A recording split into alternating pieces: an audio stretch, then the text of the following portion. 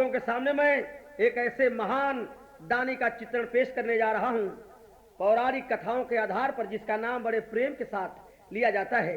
उस दानी का नाम है महादानी राजा हरिश्चंद्र, और साथ में इनकी पत्नी जो सतियों में एक स्थान रखती थी, जिनका नाम है तारामती उर्फ सभ्या।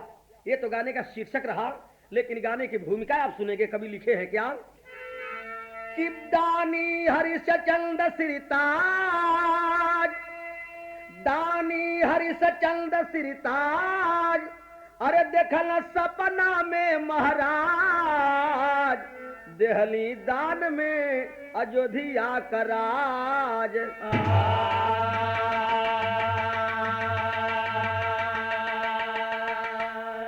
एक दिन सत्यवादी राजा हरिश्चंद्र स्वप्न में देखे कि अपना राजपाट में दान दे दिया।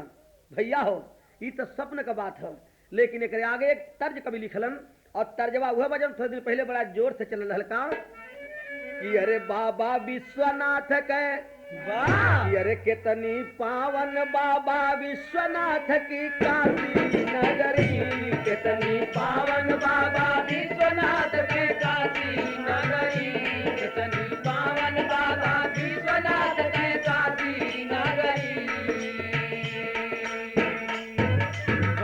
और ये समय का डुप्लीकेट लोग गावत हो उनका कि साथे शहर घुमाइब, कि अरे साथे शहर घुमाइब तो हके सब देखाई बचीरई, साथे शहर घुमाइब तो हके सब देखाई बचीरई, साथे शहर घुमाइब तो हके सब देखाई बचीरई।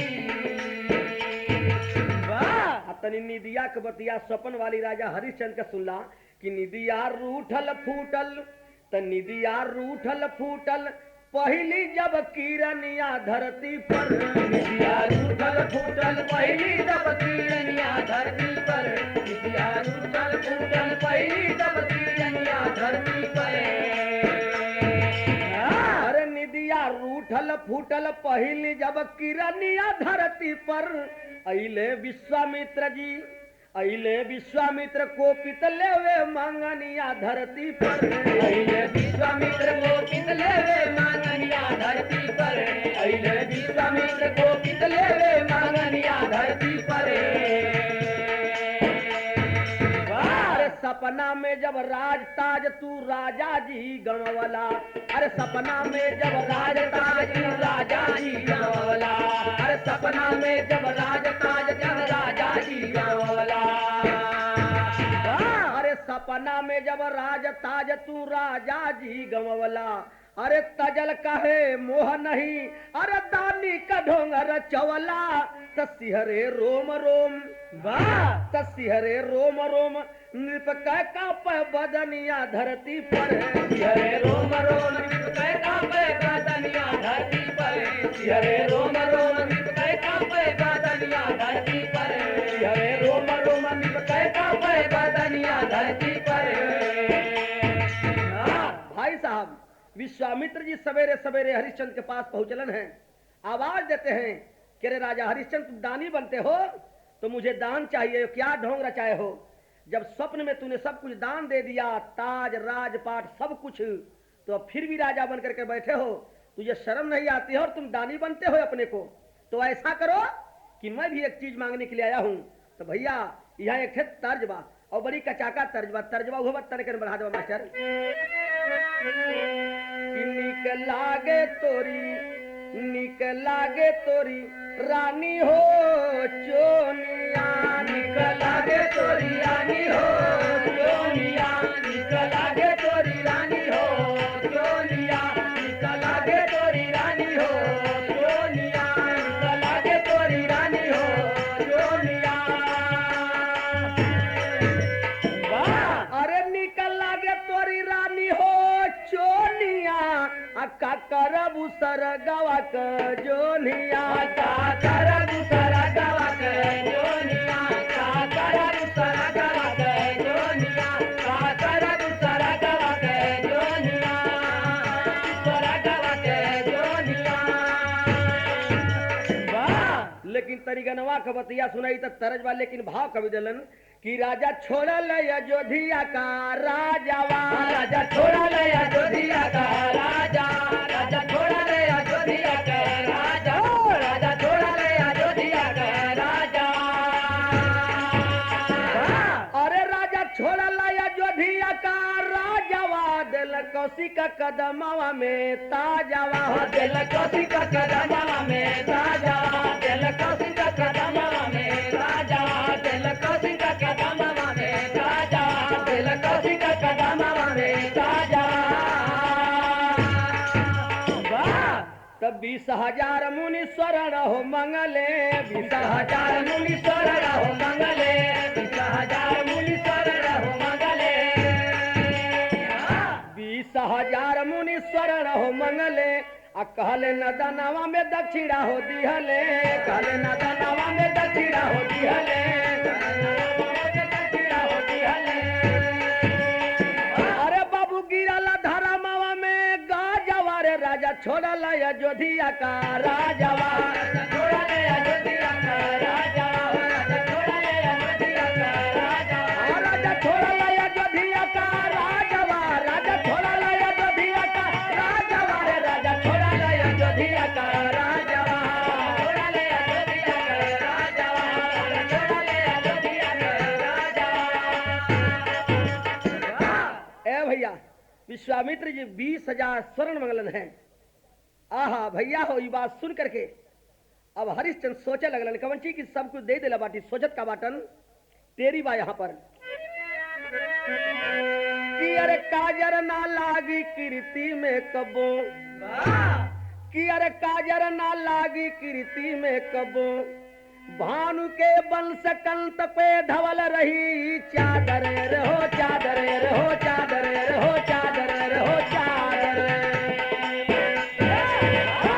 भानु के वंश कंत के धवल रही चादर, काजर ना लागी कीर्ति पे कबो। भाई साहब हरिश्चंद्र अपने मन में सोच रहल बाटन कि आज दागी न लगी हमरे वंश में, त कैलन का सुने कि हम सूर्य वंश की चादर हैं। कह रहल बाटन कि हम सूर्य वंश की चादर में कालिमा नहीं लगने देंगे। अरे हम सूर्य वंश की चादर में कालिमा नहीं लगने देंगे, अरे पुरखों से मिली विरासत की बुनियाद नहीं हिलने देंगे। मुनिवर थोड़ा धीर धरे, मुनिवर थोड़ा धीर धरे, मैं सारा कर्ज चुकाऊंगा, अरे कीर्ति ना कभी मिटने दूंगा, इसकी कीर्ति पे मिट जाऊंगा। जरा से आप रुके, हमें समय दिहल जा, आपके हम जरूर देव, आपका मंगन पूरा करम। दानी है तापर कीर्ति गवाई नहीं। धरती सुन ले आकाश सुने, धरती सुन ले आकाश सुने, तारा मंडल सुरमंडल भी, अरे अपना प्रण निभाऊंगा, सुन ले तू भी दिशमंडल भी। ये भैया तक तर्जवा बदल गई, प्रतिज्ञा करके हरिश्चंद्र चल दलन कि आज दान इनके देव जरूर, लेकिन इतना पैसा इतना रुपया मिली कहाँ। तो अब देखें तैयारी कैला हरिश्चंद्र रुपया जुटाओ बदे, राजपाट सब कुछ दे चुकल ललन, इनके पास कुछ न बा, केवल 3 प्राणी, हरिश्चंद्र, तारामती इनकर पत्नी और एक छोटा सा लड़का रोहितास। तो कभी भाव दलन यहाँ पर तर्ज है जो औरत सब गावली देहातन में, बड़ी झरेलिया वाली एकदम लचकवादार तर्जबा, तर्जबा वह बा कि रही रेलिया, कि रही रेलिया बैरन पिया के ले जा रे, रेलिया बैरन पिया के ले जा रे, रेलिया बैरन पिया के ले जा, अरे पिया के ले जा रे, मोरे राजा के ले जा रे, रेलिया बैरन पिया के ले जा रे, रेलिया बैरन पिया के ले जा रे, रेलिया बैरन पिया के ले जा रे। अरे कलवा करलवा हो जलवा लगवले, कलवा करलवा हो जलवा लगवले, कलवा करलवा हो जलवा लगवले, अरे कलवा करलवा हो जलवा लगवले, विधना हो दिनवा दुर्दिनवा देखवले, विधना हो दिनवा दुर्दिनवा देखवले, विधना हो दिनवा दुर्दिनवा देखवले। भाई साहब हरिश्चंद्र में और मुनि जी में समय कितना देख दिया कि देहले महीनवा का मुनिवर हो दिनावा, दिहले महीनवा का हो दिनावा,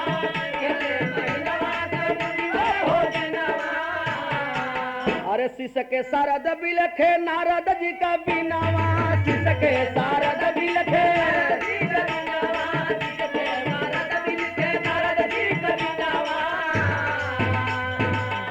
तारा रोहित संगवा में बहिरवले, विधना हो दिनवा दुर्दिनवा देखवले।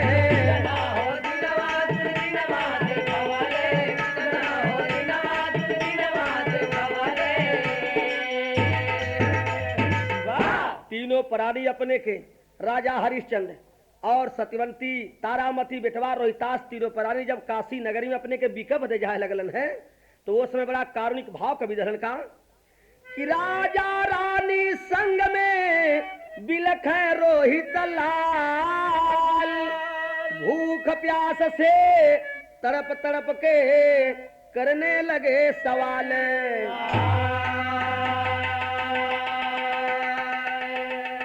एक तर्ज भाई, हाँ तर्ज एकदम वह गजल बान नौजवान वाली कि नौजवानों को रोको किधर जाएंगे, नौजवानों को रोको किधर जाएंगे, काम दो वरना नौजवानों को रोको किधर जाएंगे, काम दो काम लो वरना मर जाएंगे, काम दो काम लो वरना मर जाएंगे।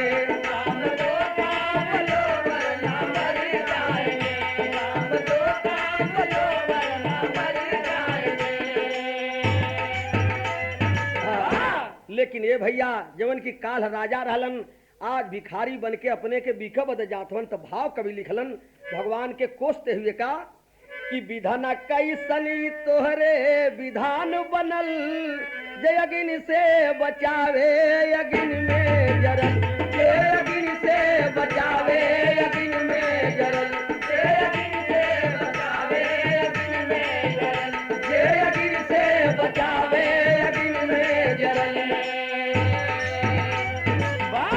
आंसू भी दे रहा दर्द भी दे रहा, आंसू भी दे रहा दर्द भी दे रहा, भूख प्यासे पथिक से यू क्या ले रहा, भूख प्यासे पथिक से यू क्या ले रहा, भूख प्यासे पथिक से यू क्या ले रहा। तो जल बहाने पिला ले जान गरल, जल बहाने पिला ले जान गरल, अजय अग्नि से बचावे अग्नि में जरल, अजय अग्नि से बचावे अग्नि में जरल, अजय अग्नि से बचावे अग्नि में जरल। अंत तो गत्वा हुआ क्या मेरे बाबूजी की तीनों प्राणी काशी नगरी में पहुंच ही गए। घूमते हैं कि कोई ले लो, हम नौकरी करना चाहते हैं, हमें पैसा चाहिए, दान देना है, वादा करके आ रहे हैं मुनि जी से। तो भैया देखा बड़ा कारुणिक भाव बात तरजबा विदेशिया, लेकिन लिखलन कवि का कि अरे काशी की नगारिया ले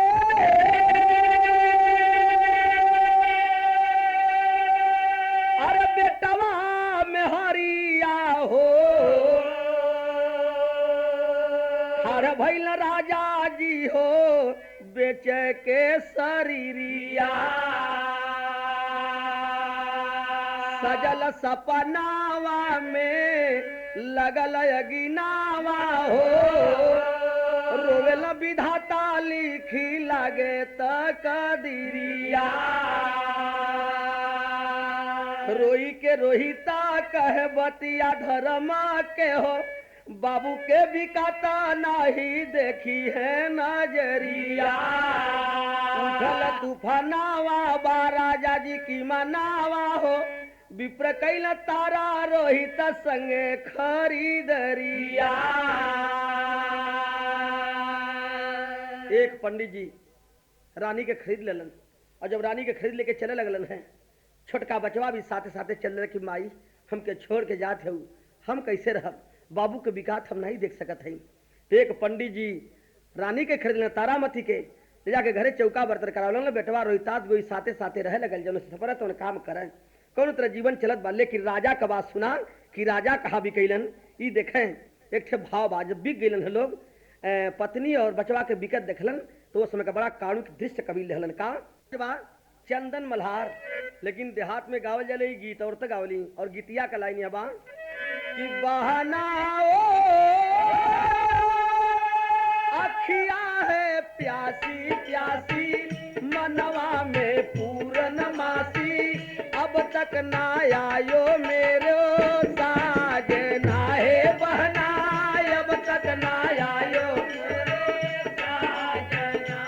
बहना, अब तक ना आयो मेरो साजना है बहना, अब तक ना आयो मेरो साजना। लेकिन वो समय का बड़ा कारुणिक दृश्य कवि लिखलन का कि नैना ओ नैना सावन की बदरी, दियरा गिरेला बिजुरी, पगरी बचावे बेटी तानावा हो नैना, पगरी बचावे बेटी तानावा हे नैना, पगरी बचावे बेटी तानावा हे नैना, पगरी बचावे बेटी तानावा। हर कलुआ डोमत बेचली अइले, कलुआ डोमत बेचली अइले, कलुआ डोमत बेचली अइले, राजा हरिश्चंद्र बिक गइले, राजा हरिश्चंद्र बिक गइले, राजा हरिश्चंद्र बिक गइले, भइले मरघट के बासी, बिलखे धर्म के काशी, राजा बचावे लधारा मावा हो नैना, पगरी बचावे बेटी तानावा हो नैना, राजा बचावे लधारा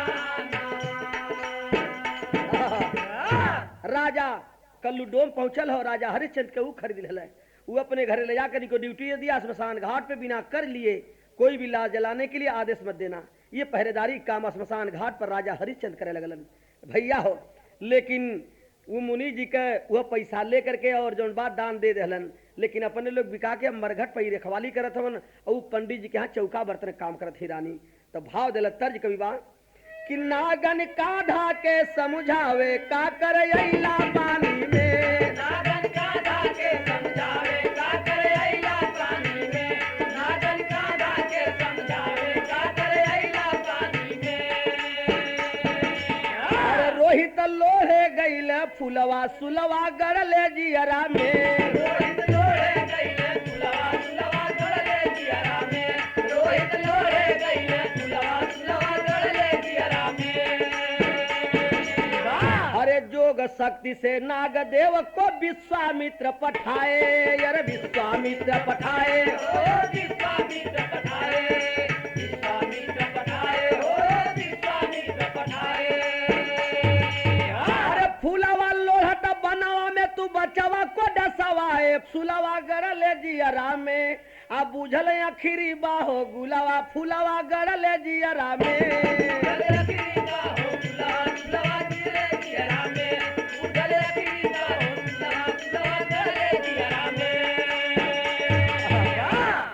एक दिन रोहितास लड़कवा फूल लोढ़ा बद फुलवारी में गए, विश्वामित्र जी नाग बन करके डस लिए, और जब नाग बन के डस लेहलन है ए भैया तो बचवा का लाश लेकर के रानी जौन बाटी रोवत बाटी कि बचवा का लाश जलाना है, आंचल फाड़ करके कफन बनौलीन है, और पंडित जी के यहाँ जो पंडित जी के यहाँ नौकरी करतली कली के हमारे बचवा के लिए 2 गज कफन दिया जा, पंडित जी फटकार दिलन, आंचल फाड़ कर कफन बनाकर बचवा का लाश लेके श्मशान घाट की तरफ जलाओ बदे। जब लेकर के तारामती सभ्या पहुंचलिन है तो वो समय का भाव बा सुना कवि पहपट में लिखलन। अरे गोदिया लेके बचवा कलसिया सतिया बिलखले, कवनी कसुरवा कपवली, कवनी कसुरवा कपवली, सतिया सतिया बिलखले,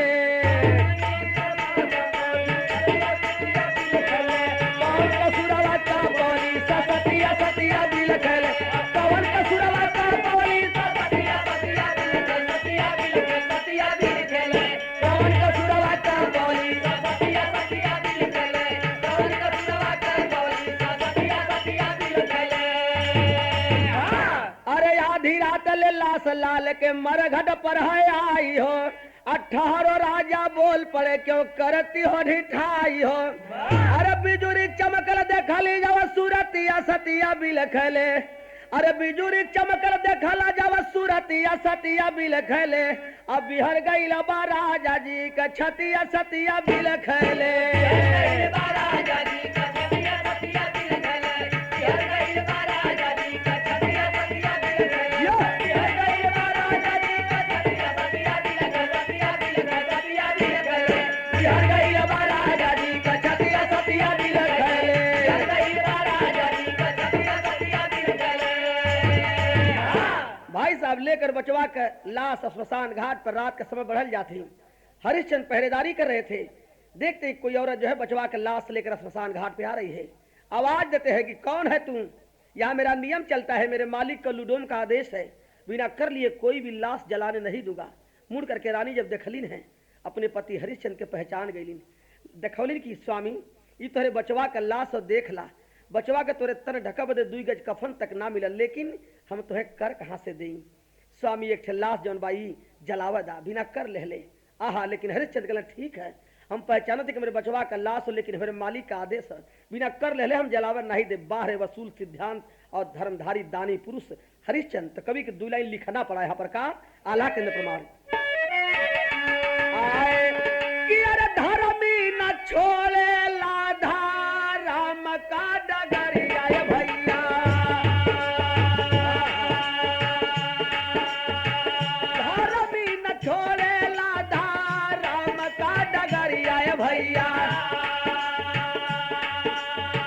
कहे आज बोलवा तू देदा भगवान, कहे आज बोलवा तू देदा भगवान, अरे धसे दाल डलवा में धारा मवा कन्हैया भैया, हसे दाल डलवा में धारा मवा कन्हैया भैया, प्रणवाली बतिया चालावे दिया मान। ए भैया तनिया से सदर आधा में कर दा कि अरे प्रणवाली बतिया चलावे दिया मान,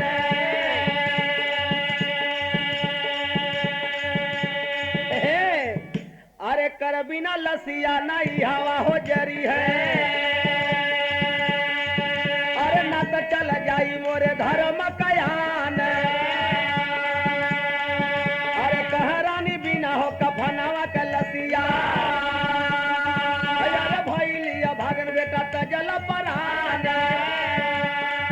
अरे तनावा बसनावा से करावा चुकवली, अरे राजा बाप बनी के हो गई नया गदान, अरे राजा बाप बनी के हो गई नया गदान, अरे दूत बनी विश्वामित्र देहल खबरिया, अरे दूत बनी विश्वामित्र देहल खबरिया, अरे काशी राज से हो कहे बतिया बखान, अरे माई चंदाल लेकर नदिया पे देखली, अरे ले बिया बेटावा कयल परान, अरे बीतवा ले आई गई राजा के सभानवा, अरे राजा कहे काटो सर एक सरयाम।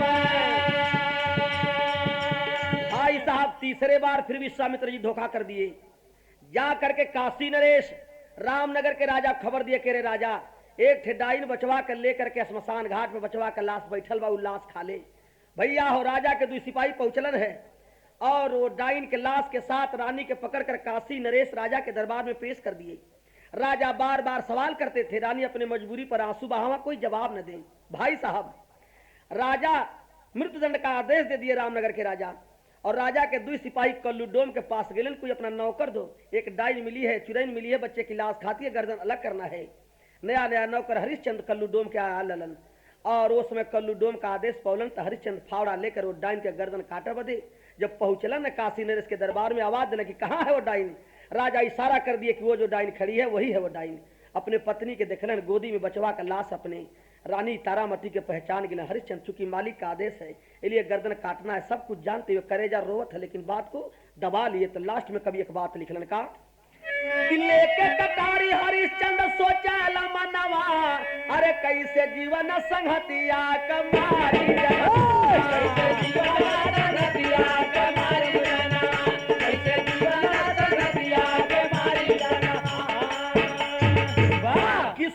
मन धिक्कार पड़ा, तब धर्म ने भी ललकारा। उठा लिया हथियार हाथ में, रानी सर पे मारा। अधरवा हरवा बनल बाटे ते ही छनवा। ए भैया, उठा करके गर्दन रानी के जनवा उठाकर फावड़ा रानी के गर्दन पर चला दिए। रानी के गर्दन अलग हो गल। भाई साहब अलग भल, लेकिन भगवान प्रकट हो गए। क्या हरिश्चंद्र, तू सत्यवादी हो, सत्य के बल पर टिका रहा, और कुछ मांगना हो तो मांग ले। अपने जो है सत्ता पथ पे जो तू एकदम सिद्ध निकला, सत्य निकला। हरिश्चंद्र कहे भगवान मुझे कुछ नहीं चाहिए। रोहित लड़का के भी जिंदा कैलन, रानी के भी जिंदा कैलन, और तीनों प्राणी के लेकर जीते जी स्वर्ग नगरी के चले गए। तो कभी एक बात यहाँ लिखलन का कि जय जयकार हुआ स्वर्ग से देव पुष्प बरसाए, धन्य धन कई विश्वामित्र तब आके शीशा झुकाए। अरे बेटा राज मिलल बाकी रीति के उगल बा चनवा।